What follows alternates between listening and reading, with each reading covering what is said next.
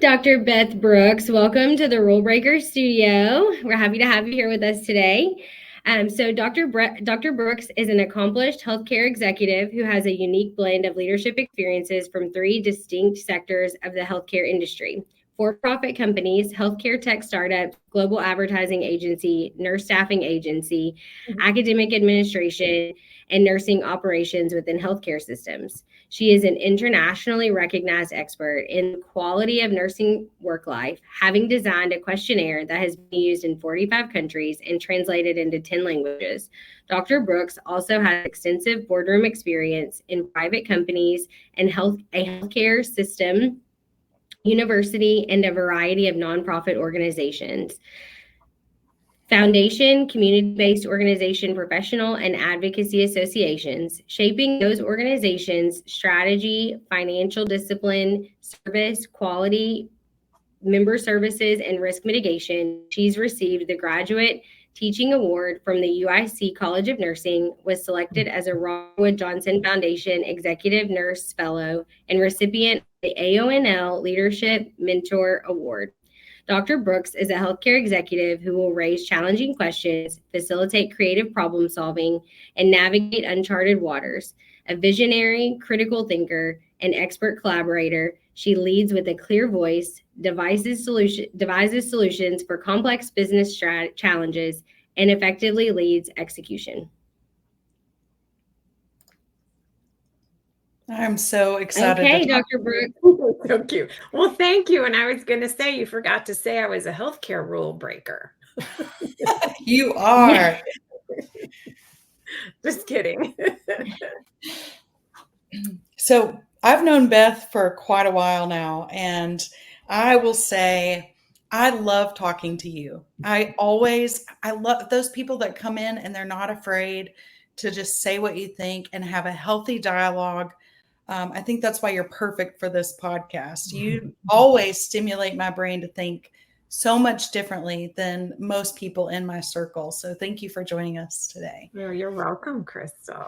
Okay, I have to share my little piece. So I love talking to Beth because she is one of those people, like, just like you, Crystal, like she's one of those people when I talk to, I feel like, okay, I can tell you anything that I'm thinking right now. And it's going to be a conversation of like, okay, well, how can we, find more information for you to be able to channel those thoughts and really challenge like what that conversation looks like. So I love talking to Beth because I usually come with like all my wild ideas and I'm like, okay, Beth, like help me get organized here because I'm a walking wildfire. So I love having those people in my life that help me with that.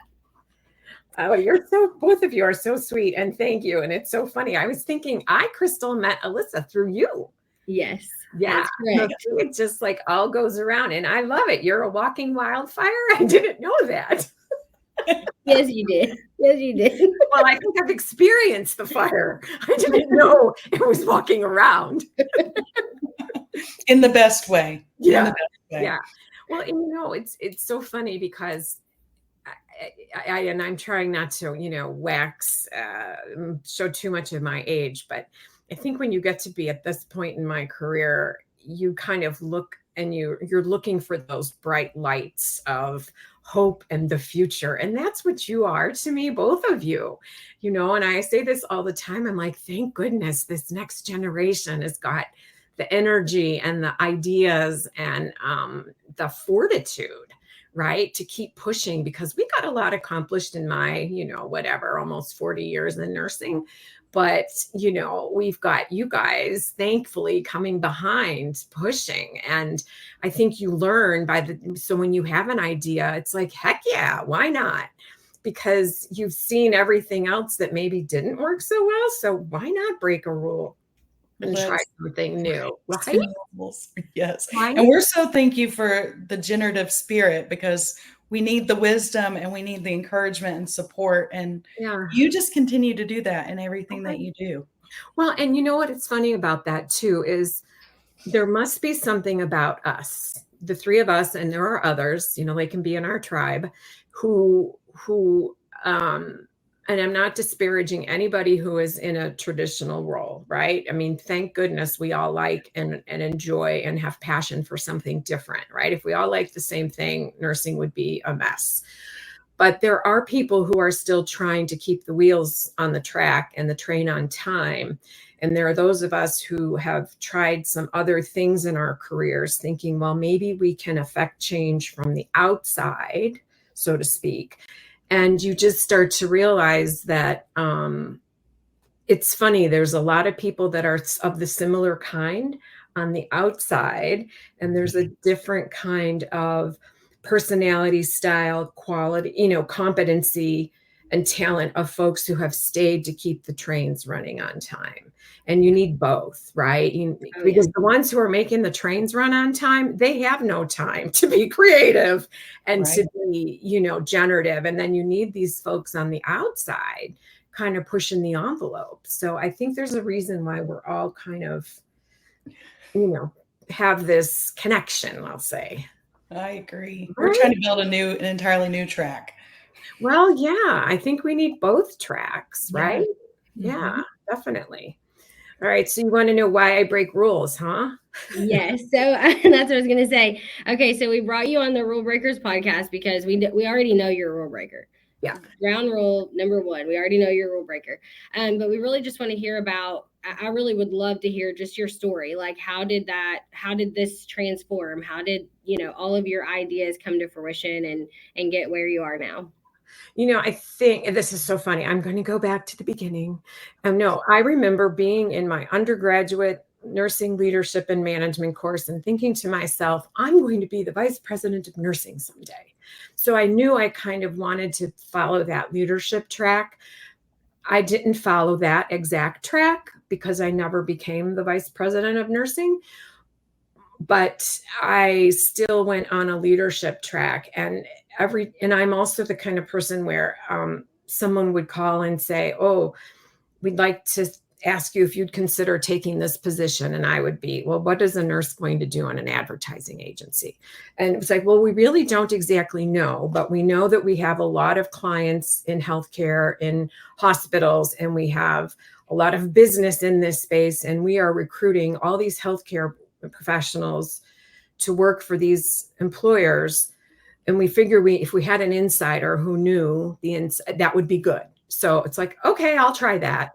So pretty much everything that has ever come to me in my career has been someone saying, hey, would you think about doing this? Or we'd like you to think about that. And I would be like, okay. And I think that's because we as nurses have a nursing license, and I will never, ever, ever let my nursing license lapse. Mm-hmm. And I will always have that as almost like a security blanket. that you can always find work. And so for me, it's like, I will try something new because I know that I could always find nurse a job. I could find something. It's not like I was going to be unemployed. And so I figured, why not try something new? Right. So I have, I don't know if I have a question or comment or what it is, but it'll come out. So you talked about joining an ad agency, and I have been really diving head deep into what does it look like for nurse leaders to build communication strategies and build brand awareness around their own leadership style and who they are, whether it's, your internal presence in a health system or your external presence. And so I found that nurses understanding principles of marketing and what that looks like is a huge challenge. And I'm wondering, on your journey and in your interactions with various different types of nurses, how is it, or what are some things that you would share that would be key principles for just marketing? Because when I think of marketing, I think, oh yeah, if you're a pretty good marketer as a nurse leader, man, the buy-in that you could garner, man, the practice change that you could implement and how you could sustain those practices because you're constantly marketing, those things. So that's how I think it would be translatable. But I know it's a skill that, we don't necessarily hone. Especially not from a nursing school perspective. Yeah, I think there's a lot to unpack there. Walking wildfire.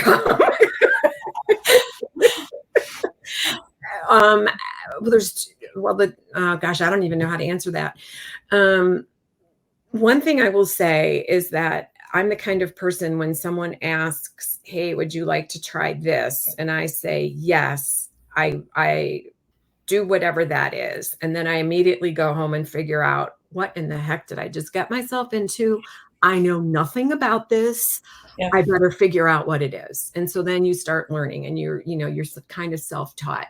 And then you sit, like, I think about the ad agency, and I went in there and I just had to learn the terminology. I had to learn the lingo. You had to be like a sponge and just absorb. And then I happened to be in grad school at the time. So then I took a marketing class in grad school.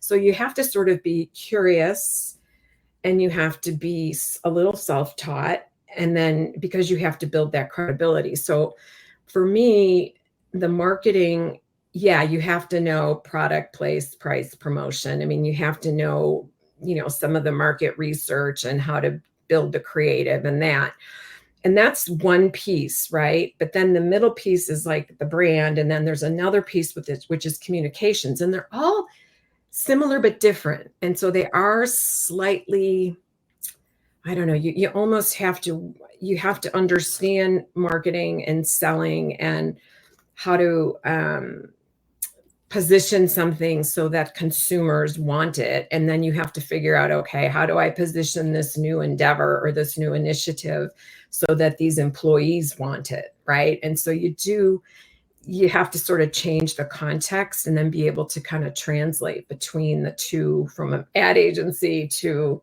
a hospital setting. But then communication, I think, is different, Alyssa. There are some people who are gifted communicators. And then there are others who they can get the message across, but they charismatic is powerful, what have you. And I think some of those basic, communication frequencies, staying on message, being truthful, those you can teach, right? Those are skills that you can teach a nurse leader. But charisma or the ability to connect with an audience, that sometimes that's more elusive and more personal. Like our friend Amy Trueblood. Yeah. She's in front of a crowd. She's amazing. Right. She's honest. She's herself. She's truthful. She's funny. And I think that's hard to teach. I do think some people are gifted with communication, but you're right. Nurses would be well served to understand a little bit more about marketing and what's involved. But then we say that about everything, right? And the next thing you know, we want nurses to know everything about everything, and that's too much too. Well, as you're saying that, I just keep thinking about Alyssa saying your personal brand, and you're talking about the charisma, which leads me back to just presentations I've watched about executive presence. And the outdated, I actually just found one in an old office in LA, and it had a what to wear to work, and it had pantyhose and like this stiff jacket. And we've had this conversation before of where's the balance, because I want to be my true authentic self, right, yet come across with that charisma, but I need to be me. And pantyhose is not me, but a dress and some Jordans are, and that's the brand. But what does the world see about the brand? You've got to be careful about, right. And that becomes your reputation. Right. I do think you have to be mindful of the audience, right? When you can push the envelope a little. It's like being in the ad agency. I literally walked into the New York office one day, and one of the creative directors was walking by with flip-flops on and jeans with just holes everywhere. And I think I had a client with me, and the client was just like, I said, yeah, that's how they dress here. But and in a creative ad agency, sometimes you can get away with that, but you can't go like that to a client site. Right. You can't, we would always hope that the creative team cleaned up a little bit before we took them out to a client pitch. And they always did. And usually they were very they were always very appropriate. But you do have to know your audience, Crystal. You can't, you still can be your authentic self. I think if you had to wear pantyhose, I'm pretty sure you could do it. I don't know. Higher personality. I love that. But sometimes you have to know your audience, and you don't want to ever, I say this a lot to nurse leaders, you don't ever want to put yourself at an unnecessary deficit. Right. Because I hate to say it, but first impressions, they are what they are. And you don't ever want to have to correct, it's like, go ahead, throw those pantyhose on. It's only for an hour. You'll be okay. I don't know. This would be a whole 20-minute debate, Beth. Oh, I know. Okay. But you know what I'm saying? You do have to know your audience. You do have to dress for the situation. I always remember talking to other people about, you have to dress for the job you want and or the one you aspire to. And I do think there's something to be said for that. Yeah, for sure. Sorry, we went off on a little tangent there. I know. But it is part of your leadership brand. Absolutely. Yeah. Absolutely. Alyssa, Okay, I didn't so- know if you had something next, but I'm dying to know about Nurse Capital. Yeah, that's what I was getting ready to say. You two are funny. Okay, so you want to know the Nurse Capital story. Oh, so and you both know this because we've talked about it.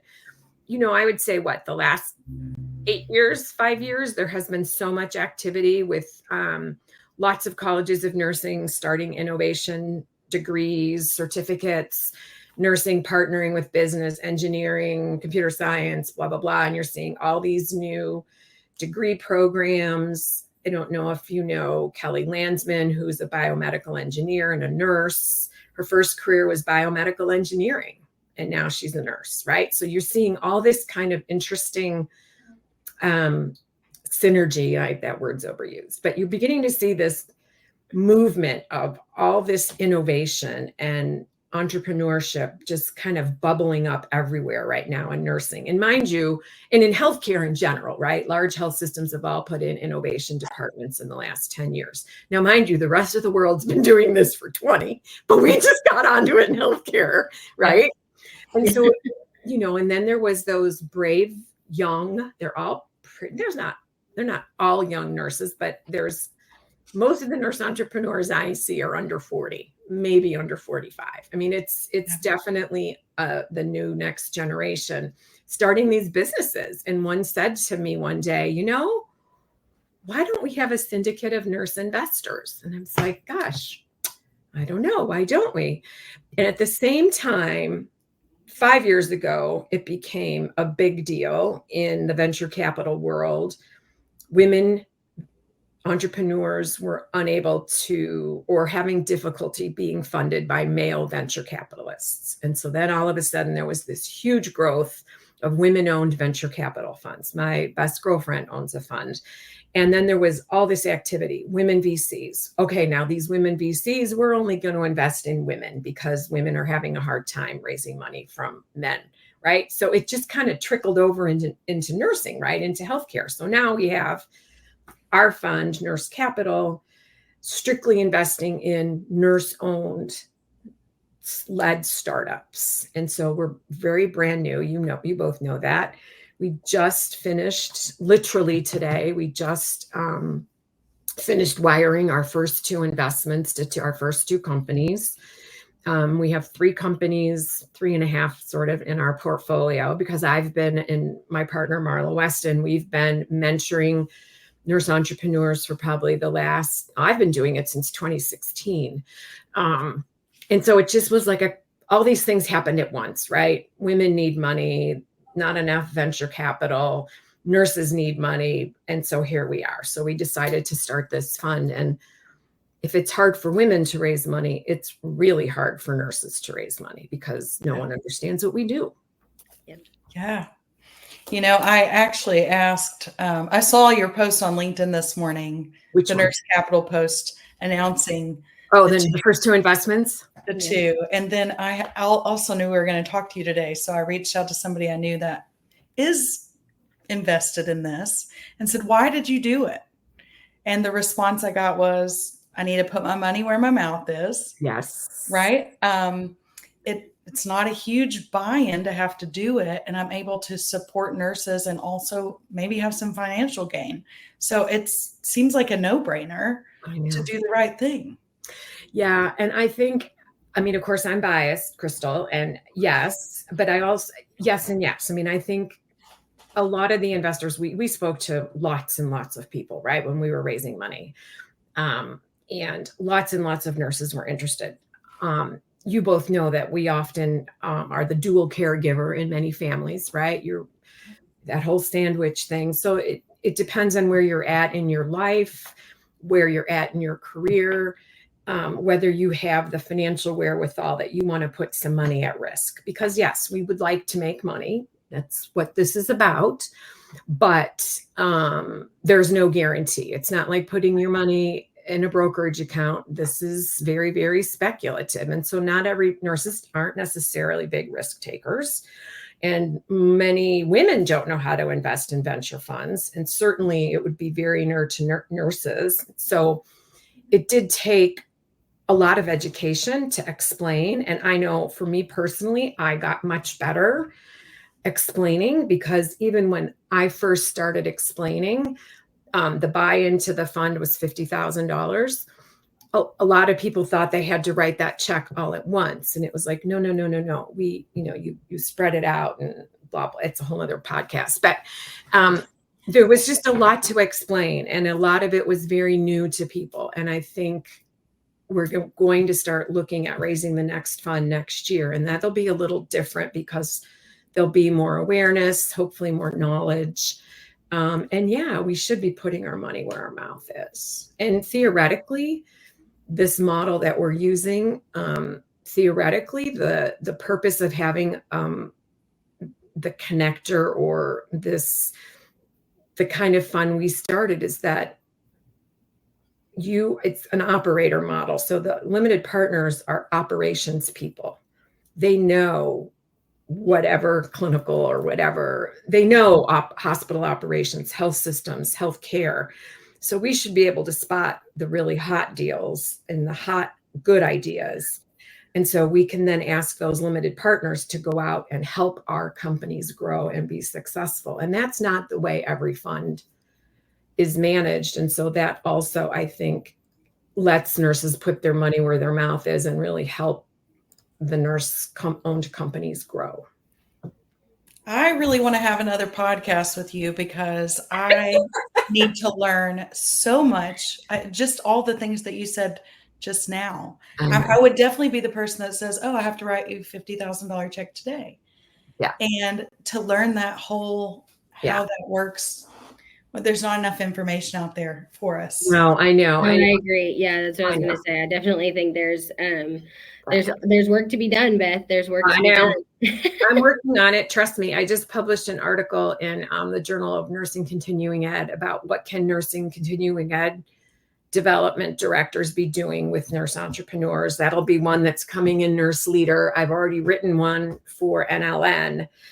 So it is, but there's still work to do. You're both right. I mean, I realize that. Okay, Beth, we're coming close to the end of our conversation. So I'm dying to know if you could break one rule. One rule. You can't be like the ultimate rule breaker over here. She said we were going to break all the rules. If you could break one rule in healthcare, what would it be? Oh my gosh, Alyssa, that's a really hard question. What would it be? And I'm reluctant. It's not that I'm reluctant. I do think we've got to figure out how to put a monetary value on nursing care. So I'm not going to say anything specific about how we might do that, but we have got to get to the point where the patient family can pay the nurse for their service like we did in the old days. What's old is new again. And I'd like to see us go back to where the family hired the nurse, the nurse took care of the family in their home, in their environment, in their community. And we were focused on health and wellness and could get away from the medical model. It's destroying our system. And I don't know if that's a rule. I don't know. But but that's what we've got to figure this out. And I don't know that it's reimbursing. It might not be. Right. But we've got to figure it out because we can no longer afford to be buried and just be on the overhead.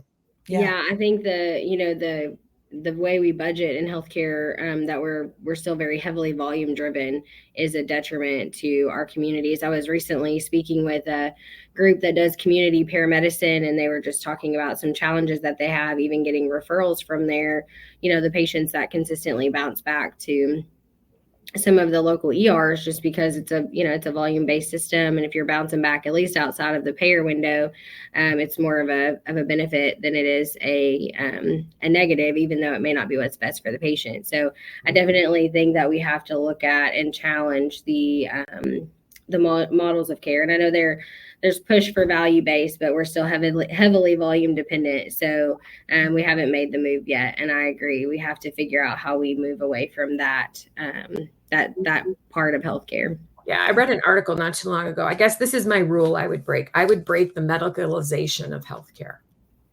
Ooh, I love that answer because I Right? think so much could change. And there are people doing brilliant work in this space, right? Our friend Jasmine at Navi Nurses. Wow. Wow. Changing the game. Well, and since when is having a baby a medical condition? Right. That's so true. All of our nurse midwife colleagues, I mean, that shouldn't be so radical that you want to have your baby at home. Right. Yeah. It just seems foreign to us. Yeah, to us, because we've grown up in the modern medical era. Yep. I mean, it's just the wrong model. It's the wrong. Yeah, which could be the ultimate medical error, right? That we did this to our healthcare system. Yeah. Plus, it's expensive. Anyway. Okay, Beth. So if our listeners wanted to reach out to you and chat or talk about investing or talk about their innovative product or entrepreneur journey, what have you, where do they find you? How do they talk to you? I think they should go to nursecapital.net. They can email me at beth@nursecapital.net. And that is the best place. I'm on LinkedIn too, but anything Nurse Capital related, being an investor, nurse entrepreneurs, nurse inventors, yes, that would be the best place to find us. Or they can call you or Crystal, and then yeah, or they can contact us and we'll connect. Yeah, we'll figure out how to get you there. But I'm so grateful for what you're doing, Beth. You're shaping so many of us in so many ways, but also this whole journey that you and Marla have gone on. Thank you. Yeah, you're welcome. It's been challenging but fun. Yeah. Good. That's the best things to have. Yeah. Challenges and fun. And fun. But thank you for having me too. This was fun. I do like breaking rules, so I appreciate being invited. And we're happy to have you in the Rule Breakers Club. Yes.